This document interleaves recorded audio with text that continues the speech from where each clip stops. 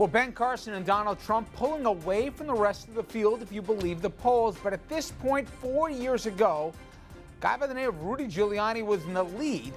And John McCain then, as we know, took over about 8 years ago and won the nomination. But is there a Republican now who can do what McCain did then?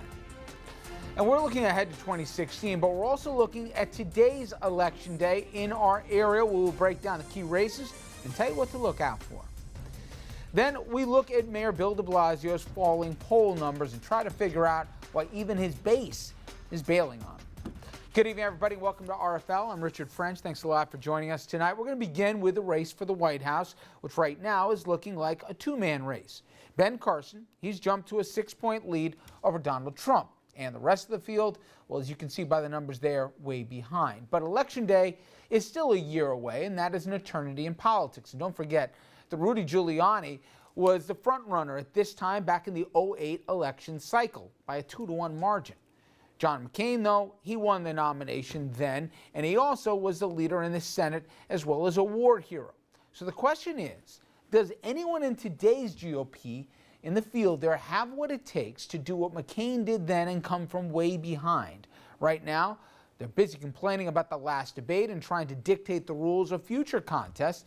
Well, President Obama had a little fun with them last night over that very subject. If you can't handle those guys, then I don't think the Chinese and the Russians are going to be too worried about you. All right, let's bring her to panel right now. Jeannie Zaino, professor of political science at Iona College and professor of campaign management at NYU. Dominic Carter, political journalist and author, who was in attendance with the president last night. Scott Vanderhoff, he's an attorney and former 5-term Rockland County executive. We'll be talking about Rockland politics in a little bit. And Andrew Whitman, our senior political correspondent, who knows more about more local races tonight than about anybody. I don't know what that says, but it's true. Okay. You look at the polls, Jeannie, and you do snapshots. And a year out from elections, you go back to the 2008 cycle, even the 12 cycle. People say, whoa, frame of reference, people should stop, getting ready to fit gold plating on the White House for Trump or try to figure out what Carson's going to do there. It's an eternity in politics, a year. But my question for you and the panel is, if I go back 8 years, I at least could see McCain as an establishment alternative. As I said, long-term Senate icon here, war hero, POW, all those things. I look right now at the balance of the field, and either they're pretty green or they're not playing well, and you have an electorate that is seemingly anti-incumbent from Jump Street. Is it really fair to say it's way, way too early, or is it getting early a little late this year? I mean, we're in November now, so it is starting to get close enough that you could start to pay attention. But I would just take a step back and say, you talk to any pollster, polls are having an enormous difficulty. You look at the Eric Cantor race for just an example.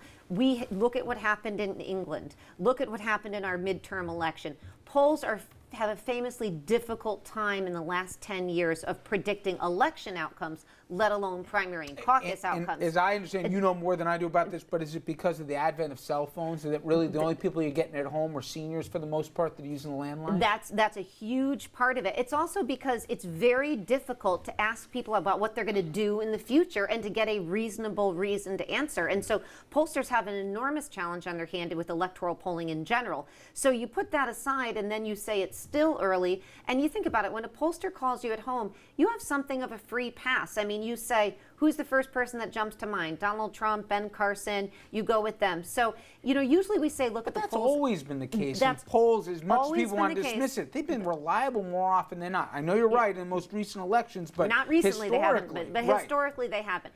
And so, we usually look at them in compilation, and in compilation they're starting to say that Donald Trump really is in the lead and Ben Carson really is in the lead. But it's still, for something like Iowa, for instance, a real issue of on the ground. Yeah. Who do you have on the ground in the retail politics and the organization? And that said, Donald Trump is moving in that direction, and so is Ben Carson. But that's going to be the real task out there. You can set the polls aside when you talk about it in that context. But I hear Jeannie, and I hear a lot of people who say, hey, listen, just use history as a guide. But with so much attention for already so long, we're still a year away from the election, Scott. if I'm a Republican, and I'm one of the party fathers in quotes here, I say, wait a second. At least, 8 years ago they had an alternative, whether they'd get to the alternative or not. The only one I can see that's like that's Jeb Bush, and it seems that he's been examined, he's been considered, and they've moved on in large part. He's sitting at 8%. He's stayed at 8% for a while. It's not like the folks have to get to know him. They know him. It doesn't seem, at least from first blush, that they like him. Well, yeah, but I taking what Jeannie said to heart, I mean, these polls don't mean so much. They really don't.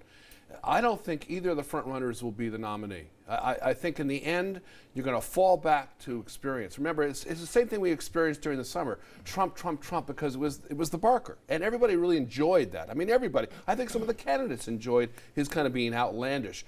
But in the end, he's not likable, okay? And the other guy doesn't know what he's talking about, Mr. Carson. So you're going to end up, I think, ultimately with Rubio or Bush. And I think that's one of the reasons why Bush went after Rubio. That debate, he picked down Rubio specifically on kind of a silly thing about attendance. I think ultimately the populace generally in Iowa and New Hampshire particularly are going to fall back to experience. You buy that, or is there an argument that it's different this time? There's such, not just an anti-incumbency, but there's such a distaste from some in the base that they're going to say, don't hand-feed me my candidate. Don't tell me to go for the establishment guy. I did that with Romney. I did that with McCain, and what did it get me? I do agree with the argument with a caveat. And first, the argument is that at some point, electability in the general will become the dominant issue for Republicans. It's all well and good to support Ben Carson or Donald Trump right now, but if Republican voters think that person is going to lose to Hillary Clinton or another Democrat, that weighs heavily against casting a primary vote for that candidate. I think the mainstream candidates, you were right, Rubio and Bush will have every opportunity to come back in this race. You might get a Kasich who sort of represents the mainstream because of that electability argument. The one caveat being, if with all of those extra chances that those mainstream Republicans get, if voters still don't warm to them, if Jeb Bush doesn't change his delivery, if Marco Rubio is seen as a lightweight, if Kasich is seen as being, too small scale to take on a Hillary Clinton, then yes, I think voters might go for one of the outside the norm guys. But I still think it's an uphill battle for either Carson or Trump to get the nomination. Finally, Dom, to the point made at the beginning here, it's getting harder to not only read the polls, but seemingly to predict these things. I know people say, oh, this is all cyclical, it'll all go according to the script by the end. I don't know. I just sense that I would be surprised if there's a couple, we're going to get to the next segment, some local surprises in some of the elections right now. And that's a turnout issue and all the other stuff I know. But people have just had it. I don't know they know where to go with that anger, but they just seem to have had it. And I keep saying there'll be this, a pox on Albany. It never happens, I know that, or never really happens with Wade stuff. But doesn't it seem like this time that they don't even care? They just want to get mad at somebody? Well, Richard, your assessment is correct as far as the possibility of an element of surprise. That is always there. The electorate has had it. The electorate has had it for a while. But I agree with the argument that's been made. It won't be Carson. It damn sure won't be Trump. The sideshow is over. I know, Professor, that he's still up there, but mark my word, his numbers are going to start going tick-tock the opposite way. And Carson, I really think he's just, I'm glad you said that he doesn't know what he's talking about. I believe that's what you were talking about. Yeah. But Carson is just, from my point of view, he's just the Republican establishment's response to the current incumbent in the White House. So it's like, hey, we got Obama, and the Republican establishment is saying, well, he's a nice guy and he's a brain surgeon and he doesn't rock the boat, so let's go with him right now. When it gets closer, it ain't gonna happen. It's gonna be either Jeb Bush or possibly Kasich. I think Ben Carson is enjoying popularity because he's the antithesis of Trump. And I think people are saying, I'm not for that guy that's loud. Yes. I want the guy who's quieter and more thoughtful. Quiet brother, I'll say it. Yeah. I really think that his popularity... No one's ever accused you of that, Dominic. All right. When we come back, we will look closer to home and take a look at some races here on Election Day. If you're saying, what races? Trust me, Andrew's got 3 or 4 of them real interesting with interesting backstories. We'll tell you what to look for as we go around the region.